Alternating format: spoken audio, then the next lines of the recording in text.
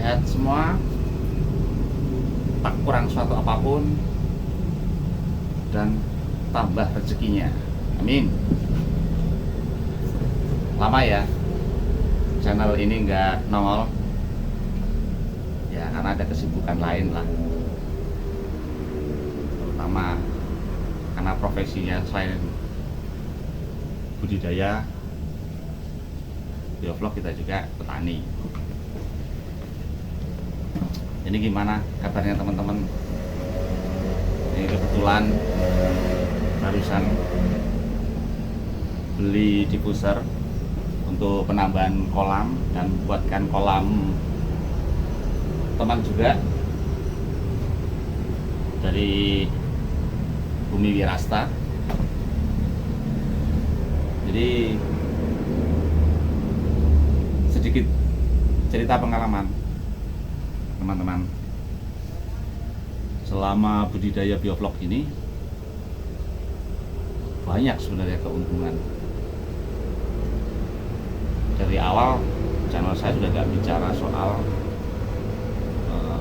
bagaimana budidaya biovlog, apa itu biovlog, karena sudah banyak channel-channel lain yang bahas itu dan sudah bagus-bagus, komplit lah. Hanya bicara teknis soal kolam, dan ini saya cerita berbagilah pengalaman buat teman-teman. Jadi selama saya budidaya dari tahun 2019 sebagai petani, biovlog ini sangat membantu, terutama untuk pupuk. Apalagi saat ini pupuk subsidi dipotong subsidinya, dikurangi subsidinya, itu jadi lumayan berat lah bagi petani. Tapi alhamdulillah semenjak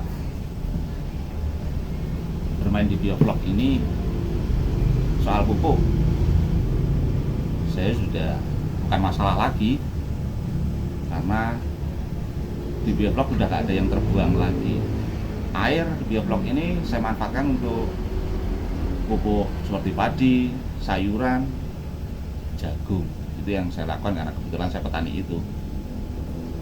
Nah, alhamdulillah saat ini kan lagi musim, bukan musim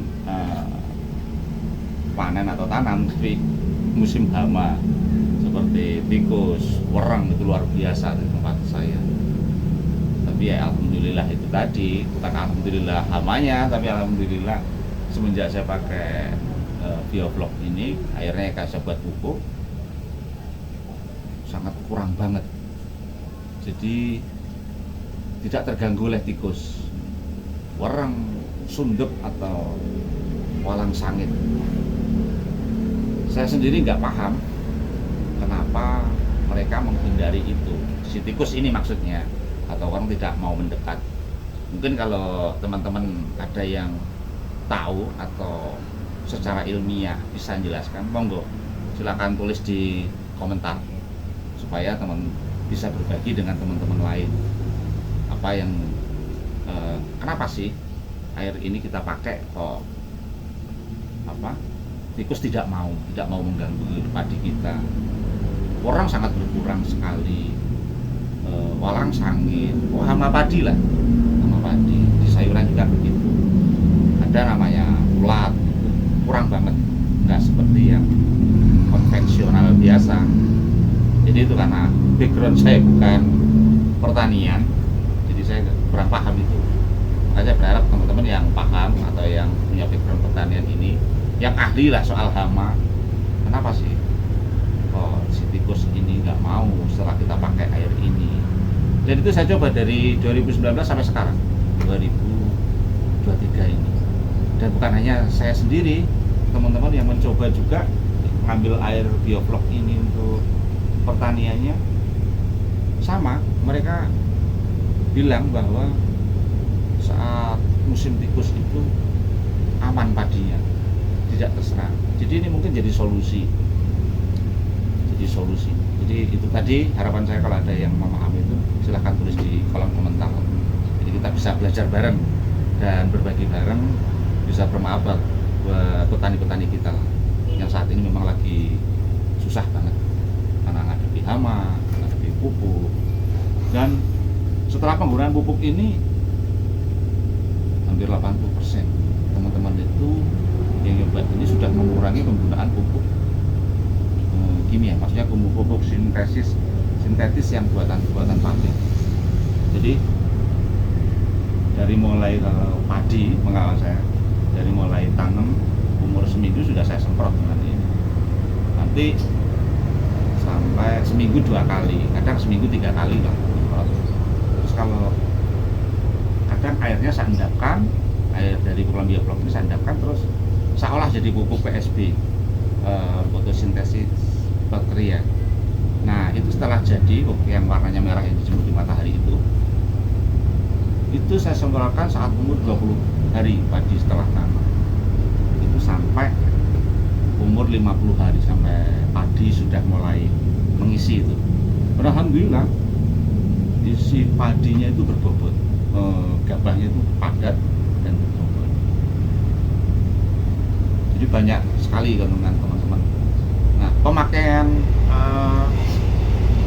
air bioblok ini sendiri tidak harus nunggu kita panen. Yang ini yang saya alami ya, tidak harus nunggu kita panen, kita buang atau enggak juga. Jadi saat kita sudah aplikasi air yang kedua atau itu kalau kita mulai dari pertama ya, kelas yang kedua, itu umur air 20 hari sudah bisa kita ambil untuk pupuk. Apalagi kita nggak buang air ya, kita hanya pindahkan di kolam lain, habis itu kita balikin lagi, itu kita pakai. Dan di diameter 2 saja itu sudah mampu untuk lahan yang 1 hektar lah, karena kan kita ambil airnya itu nggak banyak-banyak, paling 10 cm kita ambil air, 10 cm ketinggian kita turunkan 10 cm, sudah kita nyemprot. Biasanya kalau di diameter 2 yang saya punya, kalau yang saya ambil kan saya ada juga diameter 3 juga sama diameter 6, tapi yang sering saya ambil di diameter 2 sama 3. Kalau di diameter 2 itu 10 cm sudah 300-an liter. Sudah kalau kita semprot sudah sekitar 20 tangki semprot, tapi nggak kuat kita kalau harus 20 tangki semprot sekali semprot.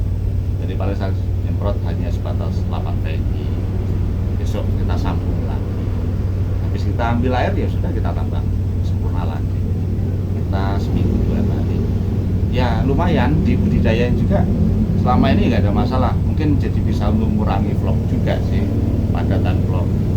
Tapi budidaya juga lancar. Terus ya si pertanian yang saya punya juga ya sangat membantu. Terus bukan hanya airnya saja. Saat saya panen, kadang-kadang kan ada konsumen itu beli minta bersih itu dalam arti ikan di beteti ya, bahasa orang Jawanya di beteti, dibersihkan kotoran ini apa dalamnya ini. Nah itu tidak saya buang, kotoran itu saya olah lagi jadi pupuk. Saya tambahkan gula, nanas, sudah saya simpan 1 bulan. Setelah 1 bulan itu bisa saya gunakan, dan itu irit banget. Paling dalam 1 tangki saya hanya kasih 3 sendok makan lah pupuk itu.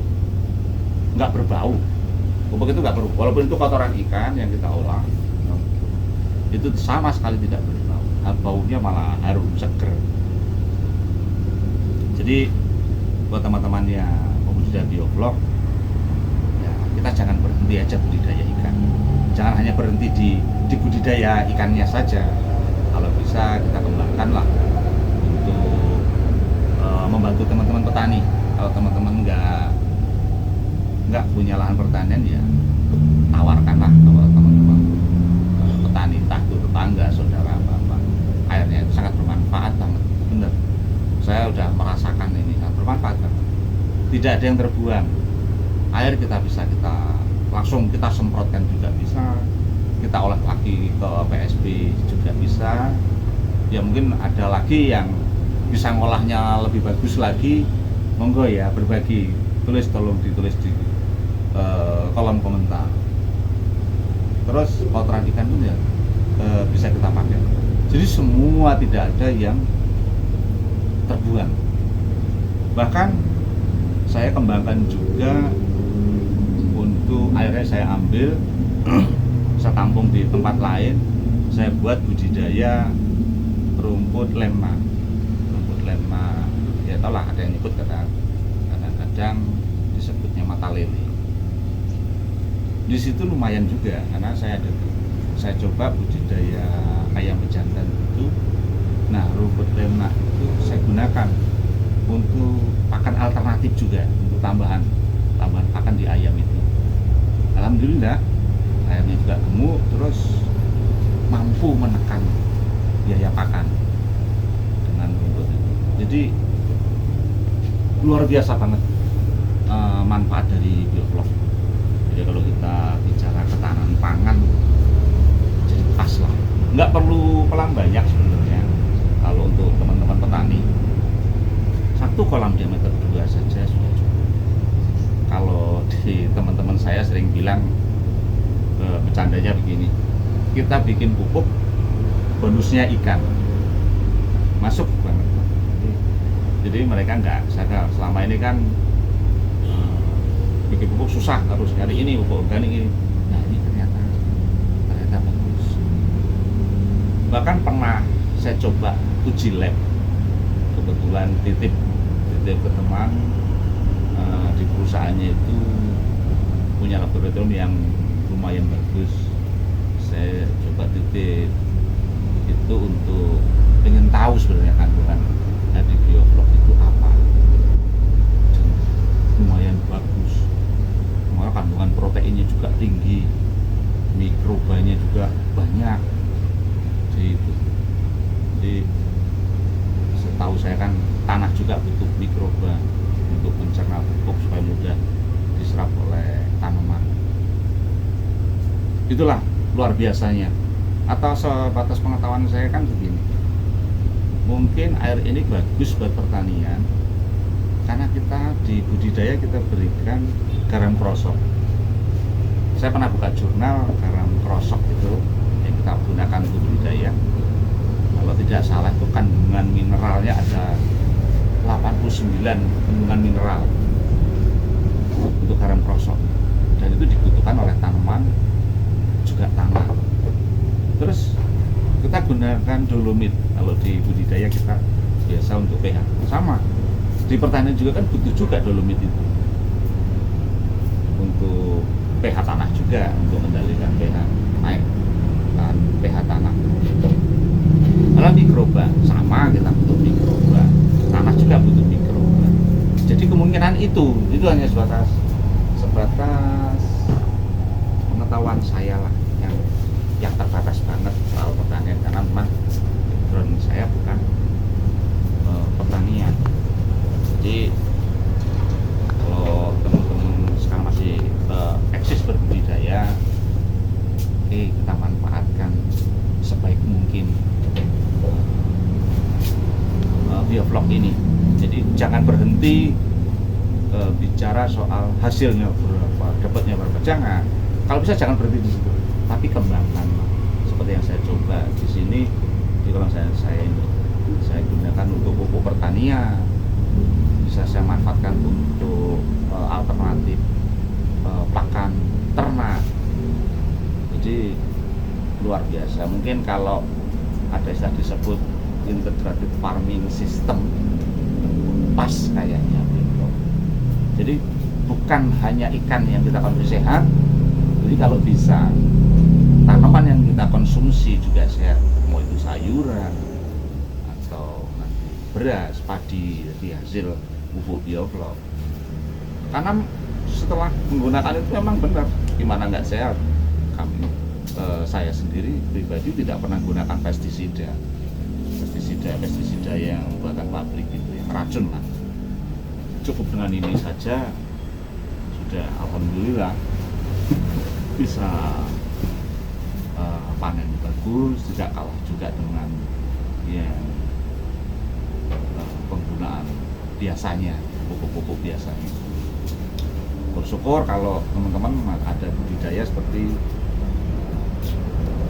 kambing, atau peternak seperti kambing atau sapi. Kotorannya difermentasi, kita masukin lagi, ditambah ini, luar biasa Pak. Di tanaman itu subur benar. Terus hasilnya juga, intinya apa yang kita dapat dari situ adalah sehat. Kita dapat produk sehat. Nah, kita tahu di kandang ayam saya ini saya tidak panggung, saya lantai tanah. Nah itu saya tebar sekam padi biasa. Jadi yang tadi yang saya ceritakan bahwa makannya ada tambahan dari lemna yang saya budidaya dari air biolog itu tadi, yang mampu menekan 20% lah makan ayam itu. Nah, itu setiap saya mau tanam sekam itu kan seminggu sekali saya tambah. Kalau udah banyak kotoran ini saya tambah lagi. Jadi tak tebel, setelah saya mau tanam lagi saya ambil. Nah itu saya tebar di sana, dan itu juga sangat bagus kan. Padi ya bisa hijau-hijau. Terus mengurangi penggunaan pupuknya sehingga kita bisa mengurangi kos pembelian pupuk. Itu sangat membantu. Jadi keuntungan sebagai petani bisa nambah. Nah, itu teman-teman, harapan saya sedikit berbagi. Selama ini saya tidak muncul, channel saya memang kayak 1 atau 2 tahun ya, 1 tahunan lah saya nggak muncul di channel ini. Nah ini saya memang kembangin ini untuk dunia pertanian. Alhamdulillah bagus. Jadi buat teman-teman budidaya biovlog, ayo kita bantu teman-teman petani kita. Kita jangan buang air. Itu sayang banget kalau air itu tidak buang. Kalau mereka yang mau, teman-teman petani atau tangga ada yang petani mau, kita bagikan saja, kita suruh ambil. Saya biasa diambil, tetangga atau teman-teman yang bertani sering minta tempat saya suruh ngambil saja. Dan itu mungkin juga bisa jadi ladang pahala buat teman-teman dari biovlog itu. Oke, segitu saja cerita saya untuk saat ini. Jangan lupa kalau ada pengalaman atau apa yang saya minta tadi untuk menjelaskan, silahkan tulis di kolom komentar. Kita berbagi, nggak ada hilangnya ilmu kita, bagi ke yang lainnya. Jadi saya teruskan ini kebetulan mau bikin pesanan. Tujuannya juga mereka bukan hanya untuk ikan ya, tujuannya untuk bikin pupuk Pak.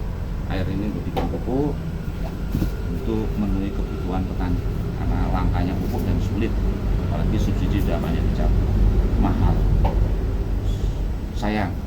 Sekarang juga banyak terbongkar pupuk-pupuk palsu, jadi lebih baik kita bikin yang ini. Oke, terima kasih teman-teman. Salam ketemu lagi dari Omah Iwak Pak Budi.